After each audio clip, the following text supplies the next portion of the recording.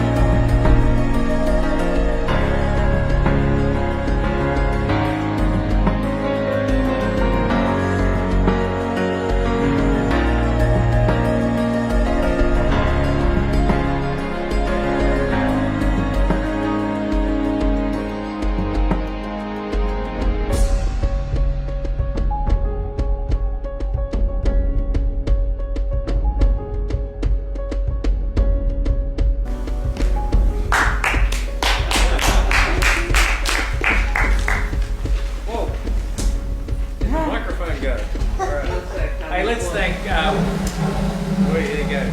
Let's thank. Ta-da.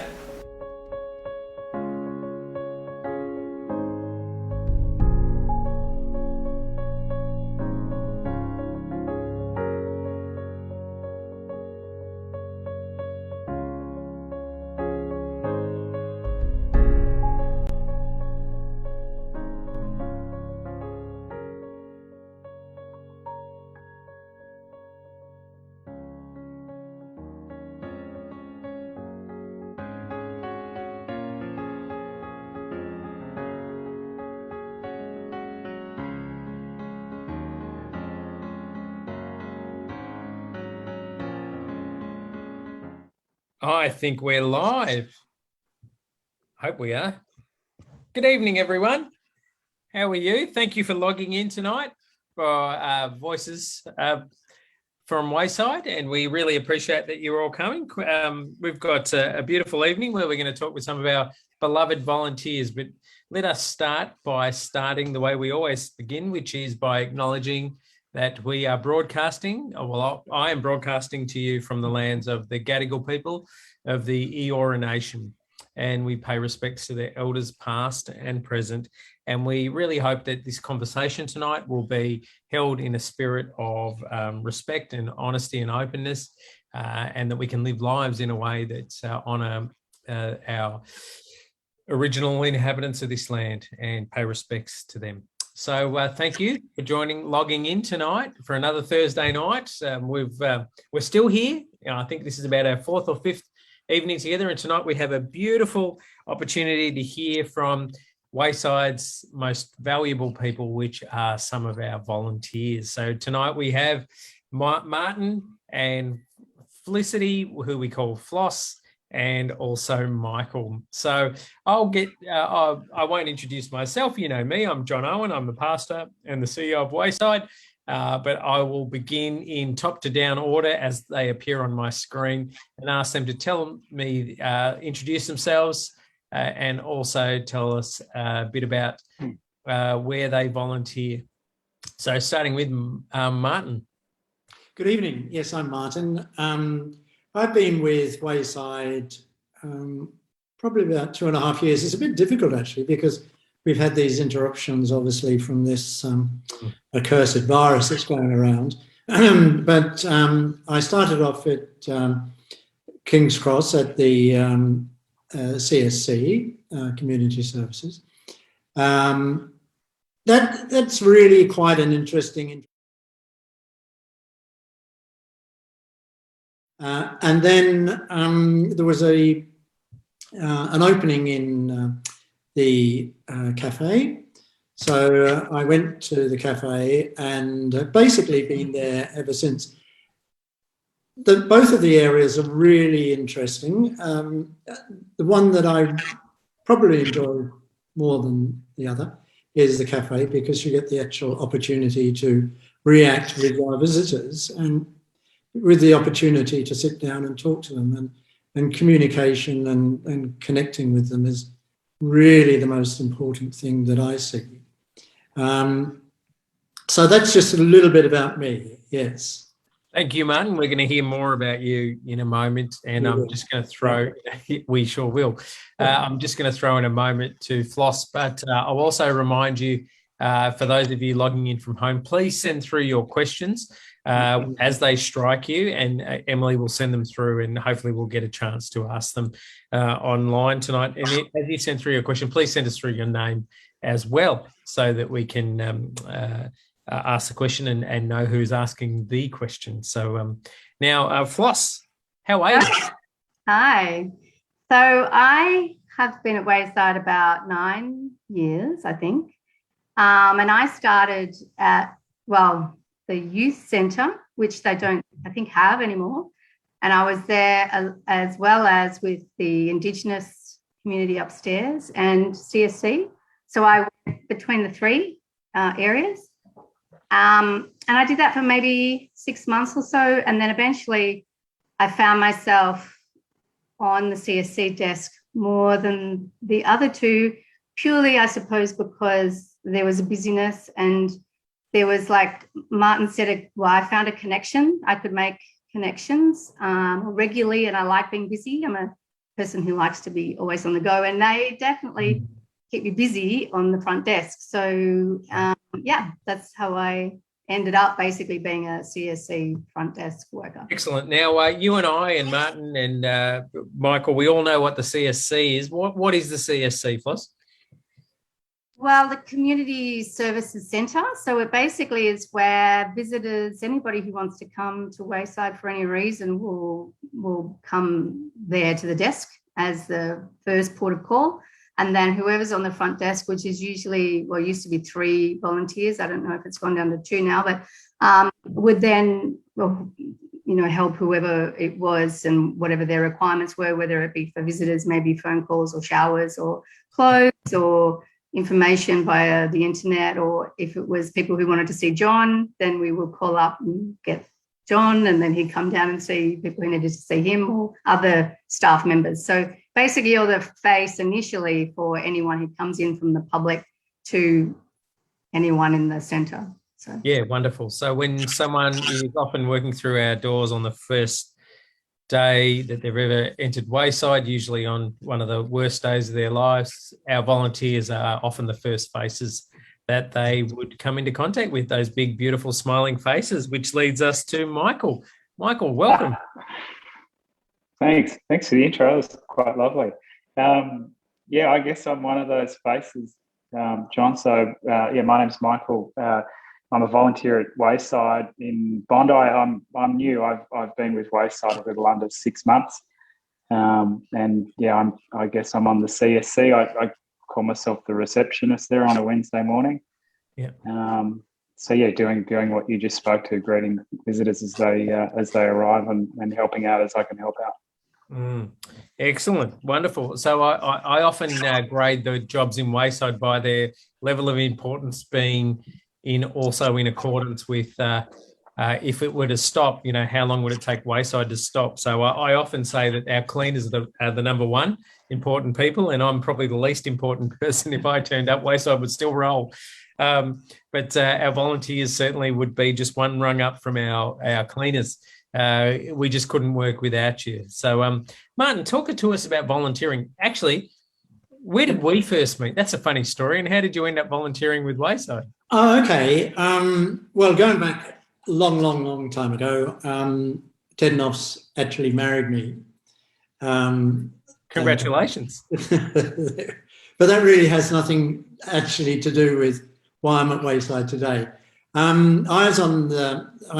was have a seafaring background, and I happened to be on the harbour looking at one of the yacht races there, and my daughter was with me and said, "Oh, look, I want you. Have you met John Owen?" I said, "No, who's John Owen?" And she said, "Oh, come over and meet him." So John said, "Oh yeah, hi." And I thought, "Geez, what a lovely guy this is." And he said, "No, so how can you help us?" And I thought, "Well, this is kind of a press gang thing, except that you don't have the coin at the bottom of the the pewter, the grog was there, but there was no coin. So I had retired from a seafaring career and had quite a lot of time on my hands, as you do when you retire. But the thing is that when you retire, I'm the kind of person that actually needs to do something. I have to be active all the time, but I wanted to do something where there were actual results, and importantly that I was dealing face to face with people, because there's so many of these, you can join this committee or join that board and you're just making decisions, and to me that's not what volunteering is all about. I like the connection with people. So going back, so we finished the day and I think John tapped me on the shoulder and said, look, I'll see you at Wayside. So lo and behold, I started at Wayside, and I'm sure we'll go into it a bit more, but thoroughly enjoying it. It's a fabulous place. And the thing that I really like about it is that coming from I won't say military, but a really coordinated structure, i.e. being at sea, a ship's captain or whatever the case might be, it really is structured. You walk into Wayside and you see all these beautiful things, but one of the things that really caught my eye, well, I was told, there's no them and us. And I thought, whoa, this is Shangri-La. Yeah. It's great, and it proves to be the case, and we'll go into it a bit later, but I just love going into Wayside. It's great. It's and I actually thought about it, and it's not Wayside, it's obviously it's the people. Everybody is pleased to see you, and you really, really feel needed, but it's a two-way thing. So if anybody's listening on YouTube and they've got a few spare days on their hand, put your hand up the Wayside. It's fantastic. It really, really is enjoyable. Absolutely. That's wonderful to hear. Yes, I know that there is no division between anyone. I remember the first day I walked into the place and a volunteer called the police thinking I was a new drug dealer in the neighbourhood. So it does happen. Felicity, what's your most memorable experience as a volunteer? Wow, that's really hard. I can't pick one. But I'll give you, there's obviously over 9 years, there's a lot of memories. There was one, I'll bring one up where a guy had just got out of prison and he was clearly agitated and seriously anxious. And I asked him what he would like, and he didn't need a shower, which was fine. So he told me the clothes he needed. So I went out the back and I got the clothes. And then I asked him, did he need a bag? So he said yes, because obviously he didn't have anything with him. So I went to get a bag out of the cupboard and there wasn't a bag. And he very succinctly, in the C word, told me where to go. And though I don't want to say that here in case I offend anybody, it's something you do get used to as a CSC, Yeah. C word is community services. Of course. Right. Yeah, that's right. So yeah, we've got that. Obviously, the letter one. But with some ingenuity and such forth, we managed to. I go into the staff members who were just around the corner, and obviously grab something and grab the bag. Clearly, put everything in it for him, because you can't send somebody out onto the street with a bundle of clothes and nothing else. And he didn't want any other services at that stage. So it was just, the fact that, and even at the end of that, with that was a smile, which there was no way he was in any physical or mental state to be able to give that to me beforehand. So something as simple as that, for me, it just brings home how important it is that there are people like us and, more Wayside, but people who can just give the tiniest things that make such a huge difference. and I don't mind being called whatever. It really wasn't a big deal at all. But there's many moments like that I cherish. It doesn't beautiful. So, like I said, we often entrust those first moments of connection with our most important people who are our volunteers.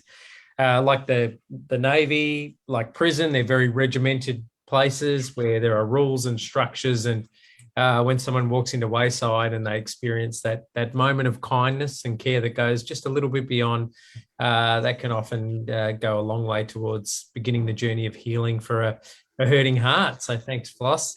Michael, can you tell us about your journey into volunteering and what's been your most rewarding experience from it? I guess my journey, as I said, it's a recent one. Wayside's the first organisation I've volunteered for, and I'm in my mid-40s, so I guess I left it long enough. Oh, so you're a baby of the 90s too, my friend. There we go. I was young in the 90s. I can't say I was a baby of the 90s. Oh, well, no, baby of the 70s. Let's go. Yeah. So my partner has been a volunteer with Wayside for a better part of 2 years, and has enjoyed it. So to be honest with you, I guess a lot of the good habits I have, I've probably collected from her. So I figured the volunteering might be another one. So I got involved off the back of her involvement, and it's been a fabulous experience. It's like, again, I don't know, not that I felt forced into doing it. I had very little expectation of what I was involving myself in. And I've just, as I said, it's been quite an incredible experience and an incredibly rewarding experience for me. I didn't appreciate that you actually get probably more back as a volunteer than you actually give. So I know that's sort of a big, broad statement, but that's certainly been my experience in the short time that I've been doing it. Excellent. Thanks, Michael. Now, we're not supposed to have, as a parent, if you're a parent, you're not supposed to have favourite children, but you certainly, but we do, spoiler alert, kids.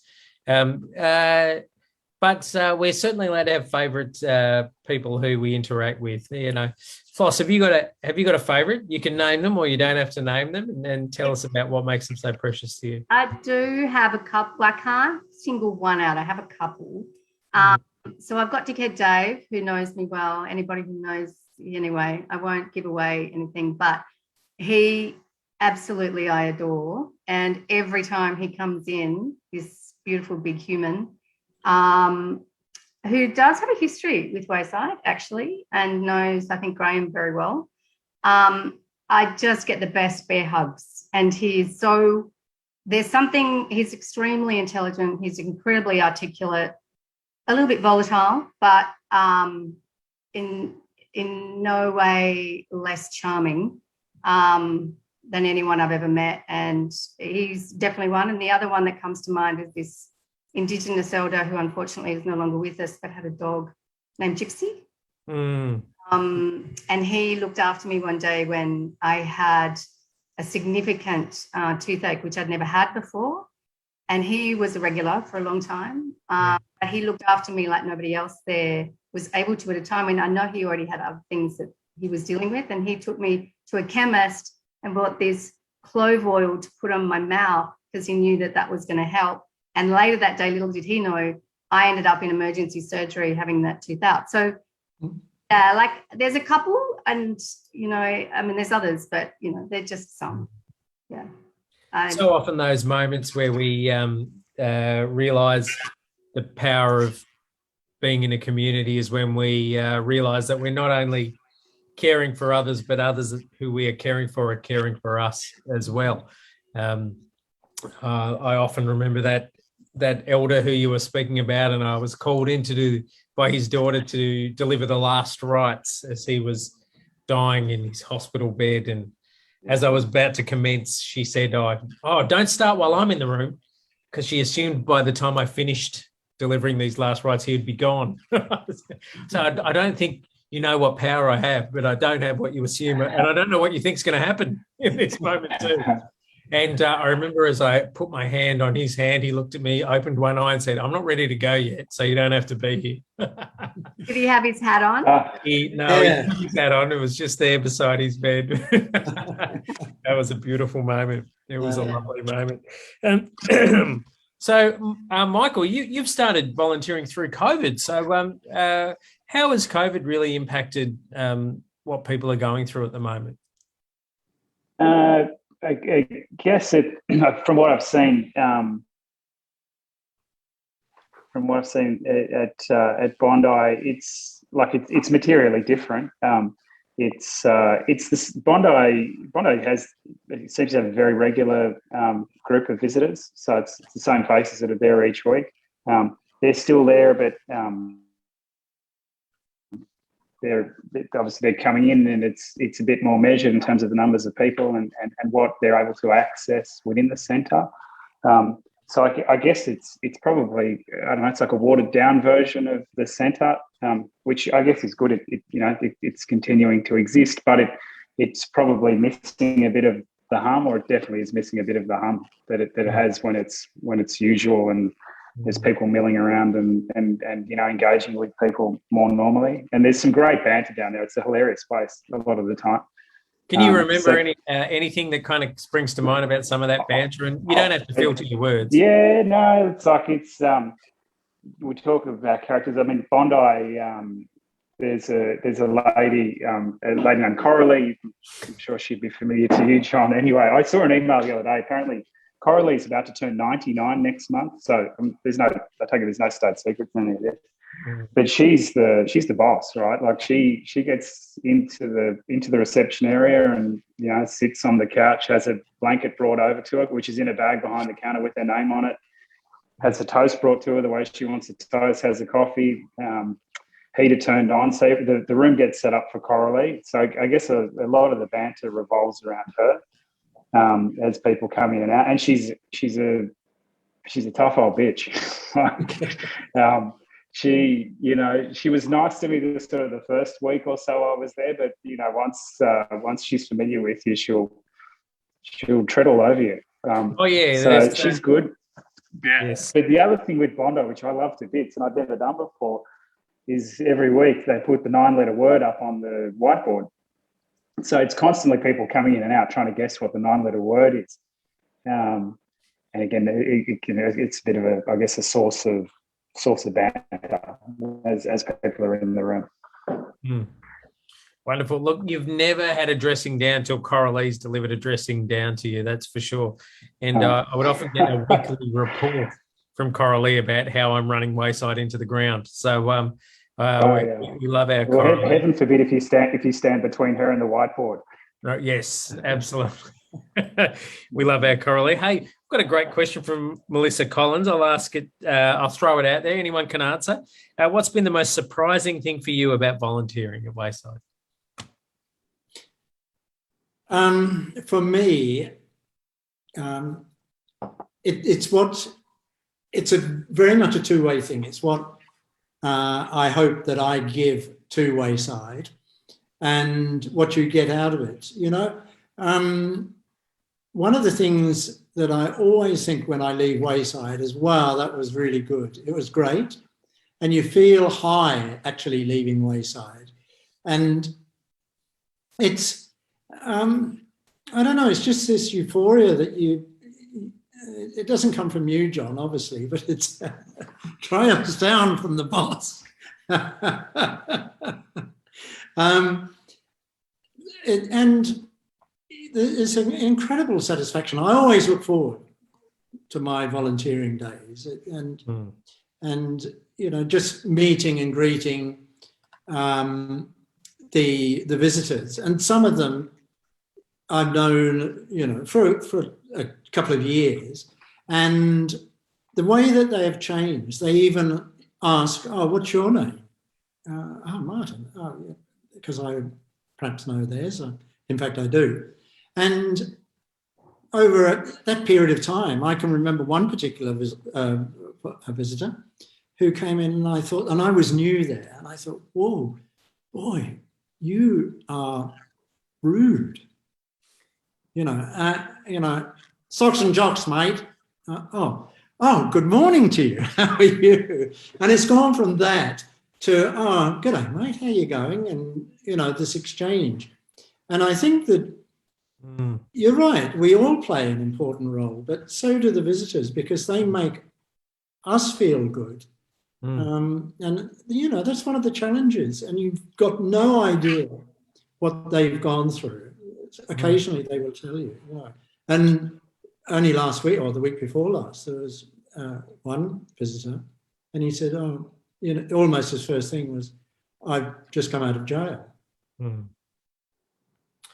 Wow. I want some clothes. If I can have some, please. And it's a wonderful experience. It's so good. I'm really wrapped in it. Yeah, you're a gift to us there, Martin. So you, John. When you think, and Floss and Michael and everybody else. when you think about some of the experiences that many of our visitors have been through, the journey towards being able to give the gift of trusting somebody is a precious one. And it takes many interactions where I think at every moment you're being assessed as to whether you're a trustworthy person or not, which is why often the F's and the C's are given as the first as your proper nouns for a little while until you're seen to be a person of trustworthiness. So, and all three of you are definitely those kinds of people, which is beautiful, a beautiful gift for that. So what about you, Floss? What's been the most surprising thing for you about being a volunteer? Probably that we have it wrong in society. We kind of come from this very hierarchical conception of life, just the way that we're all built, because that's the system we're in. Yep.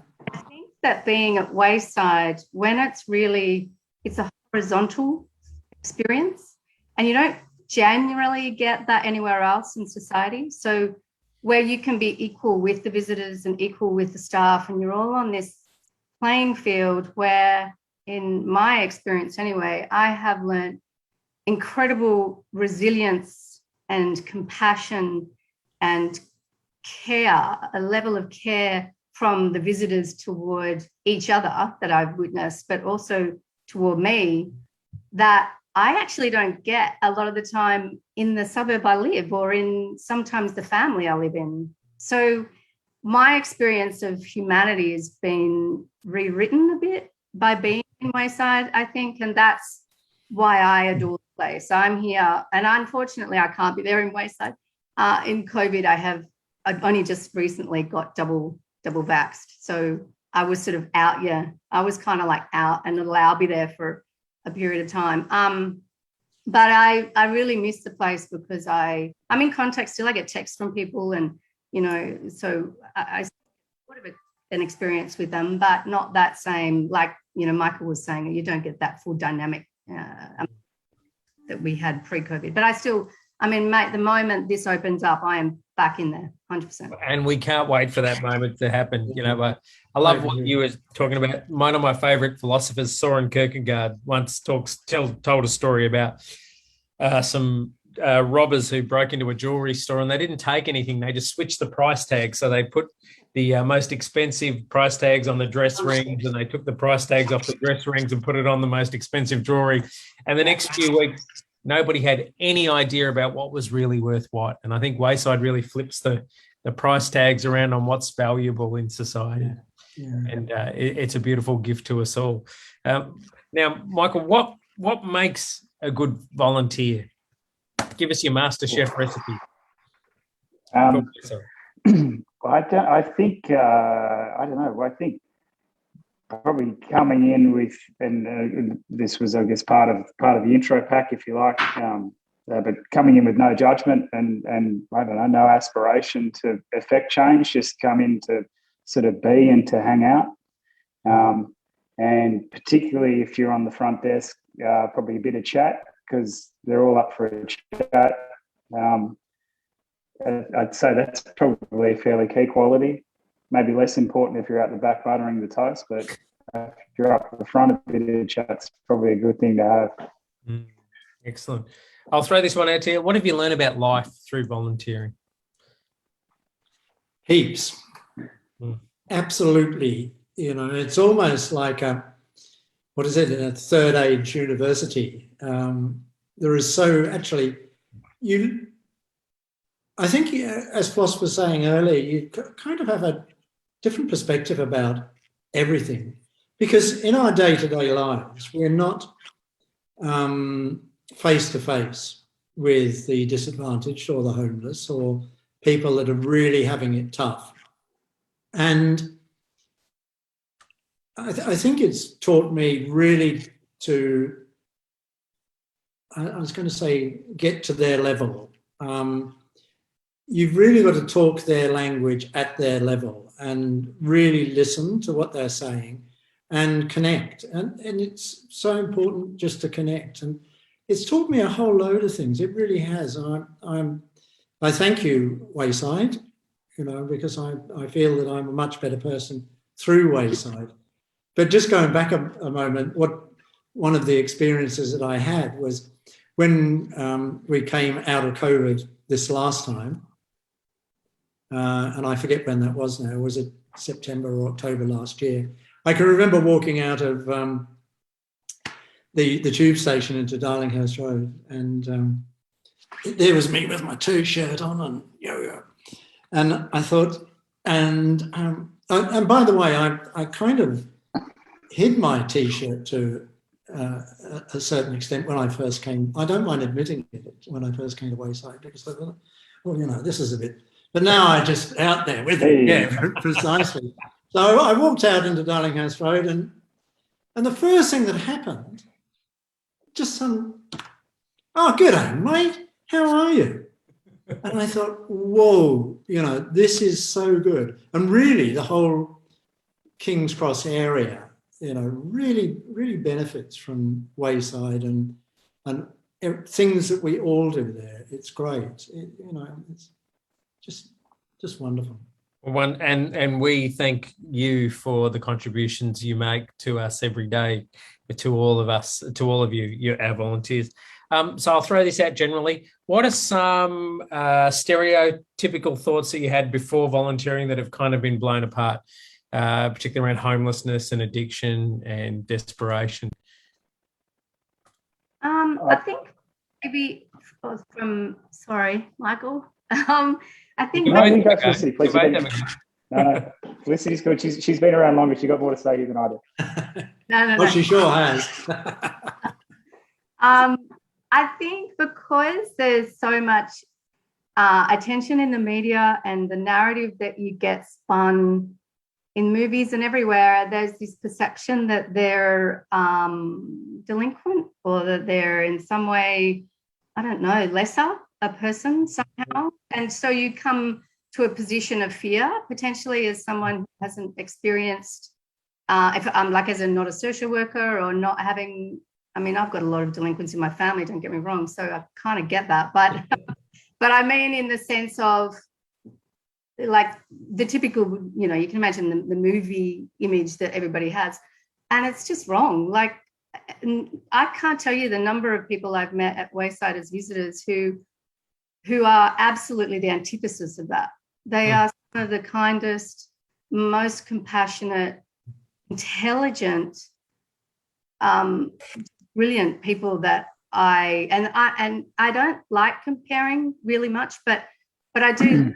A suburb, then there's a lot of those people, very fortunate, privileged people, and the volunteers at Wayside are just, as an essence of a person, just have what humanity is more than what these people who have everything are.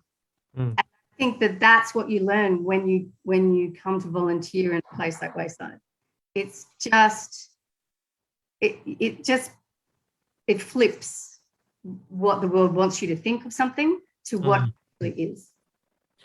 And that's a real gift, I think, being able to move beyond our preconceptions and to receive the gift of a person who can help reorient all those scripts.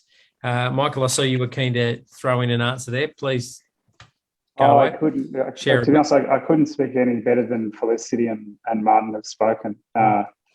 for me, it's just I probably previously was intimidated and probably anxious, in engaging with homeless people. I just had no concept of it, and it was foreign. So it's certainly broken that down for me. And as Felicity said earlier, just I guess it's just such an egalitarian place. It's incredible, and it's quite refreshing coming out of society into Wayside, where all that crap's kind of gone, So and that's it's obviously from the visitors, but I also found it from the staff as well, engaging with. I work in business, I have an office in the city, and it's warfare every day. Whereas you walk into Wayside, none of that crap's about. You've got people who have a very, very different outlook on life and who are, focused on helping people rather than helping themselves. It's quite refreshing. Yeah, wonderful. Excellent. Yeah. And just adding on to that, if I may, John, the LGBTI group that we have, boy, are they humorous. Do they create fun there? It really is. We've got, I won't name them, but there are a couple of people that just ooze fun and glamour and are out there, and I'm sure they feel really, really at home at Wayside, where they can just be themselves. They're not judged. Well, everybody, all the visitors, but I'm just thinking, boy, there's a couple of them that walk in and you say, oh, good day, how are you? And they are such fun. It's a lovely place. One of the things we're most proud of, Martin, is that recently the Gender Centre in Sydney named Wayside as the #1 place that people who access their services, many of whom are from the transgender community, yes. Named Wayside as the #1 place they feel safe. And because of the way they're welcomed and accepted and made to feel a part of a community like Wayside, of which you are all at the front line. Now, so thank you. I've got a wonderful question from Steve Fitchett, who is my #1 supporter. Hello, Steve, from my long walk home. Wonderful. Thank you, Steve, for all your generosity. Steve says, I was in Cologne about 4 years ago and I saw a homeless girl in the street who had the most defeated look I've ever seen on another human being, and it affected me then, and I still can't forget that look today. How do you respond when someone walks through our doors and has that look of defeat and perhaps for the first time? Give us some tips on, what do you do in that scenario? I remember one recently, and it was between the lockdowns. Before it was sort of like when Sydney or Australia was still in denial that there was a COVID. And a guy came in and he was very, as you just described, my age-ish. So I'm 50-ish, thereabouts. And he looked extremely awkward, and I just went to the side and said, are you okay? Can I help you? And he didn't initially say much, and then he felt quite uncomfortable, but then said, I don't want anything for myself. I just, I said, that's okay. Yeah, it's okay. So I took him over to the side, to the wall, if you know Wayside. And anyway, it ended up that he wanted clothes. He's from Southwest Sydney somewhere. He didn't say where, but he was wanting clothes for a woman who was a regular in the Southwest Sydney who went destitute, unfortunately, didn't want service help from anyone out there. But the locals who lived around her saw how bad she was. She was often not well physically. She obviously had physical abuse regularly. They believe she was from somewhere in the Middle East, potentially, so had not much language. And he asked just for some things to her. So I went and got some clothes. I asked for what size, got the clothes. And then he asked for some just deodorant and some things that she could potentially have on her own, because she doesn't obviously have accommodation. And he broke down when I got them for him. And it was just that, from this man who was not wanting anything for himself and was really awkward about potentially being there, but he was doing it all for this other person. And yeah, it was I just found it, and that's one of many. How beautiful is that? And we can never know or assume we know why people are walking into our doors for themselves or for others. And Oh, so beautiful. Now, please, if you're listening in from home, if you have more questions, please send them through on the chat. Here's a wonderful question from Kylie Kwong. I'll throw it out there. Anyone can answer. How has volunteering influenced the way you are in the world? Who's first? I think you should all have a crack at this, starting with Michael. Oh, cool. How has it influenced? I think, as I said, it's recalibrated my perspective. There's no question, and that's in a relatively short period of time. I think it's certainly given me better understanding of people. I guess people who are in a homeless situation that I didn't have before, and that's been a positive. As I said, it's probably taken away an anxiety that I had around those people, that's been a positive. It's broadened my thinking. And as I said before, being in an organisation where the staff have a completely different agenda as to what I deal with on a daily basis, that's also fabulous. And I'm so lucky that I'm able to do it once a week, because it's almost like a little weekly recalibrate for me. I sort of, have my phone off for half a day, I come out of Wayside. It's different. It's literally different every Wednesday afternoon for me. So, that's my experience. How beautiful is that? I often hear from our volleys that they're a couple of hours a week where they're often don't know what to expect, and they walk in the door and they're not judged on their titles or their achievements, but on how kind they are in the moment, that it helps them recalibrate how they are and who they are and what's of value in the world. So over to you, Floss, or who else? Floss. Any other insights there? It's changed me, I suppose, for absolutely the better, but to ground me to realise that the only thing that matters is communality. I mean, the only thing that matters, and that's not a flippant way of saying it, but people is the only thing that matters. It's not profit or production or, all these, popularity, or I don't know, what are the stuff that everybody else gets caught up in. It's just people, and it doesn't matter, what. I just think we've just got to get back to how the Indigenous used to live, which was all about community and connection. And I think sometimes the West gets lost, and Wayside is managing to live much like our Indigenous forefathers. So that's what I think. Yeah, so often we say that the call to living by the wayside is a call back to the first principles of life about what's important, community and connection, rather than the trophies on the mantelpiece, as nice as they are. It's about helping keep the main thing. Yeah. Martin, any thoughts? Yes, it's difficult but quite easy to know where to start. It really is a heartfelt experience, Wayside is. And how do you describe it? It's all to do, as Floss was saying, it's connection and kind of going back to basics, and realising that everybody that walks through the door at Wayside, they all started off the same as you and I, but their circumstances have brought them to where they are today. They weren't born with an addiction or whatever the case might be.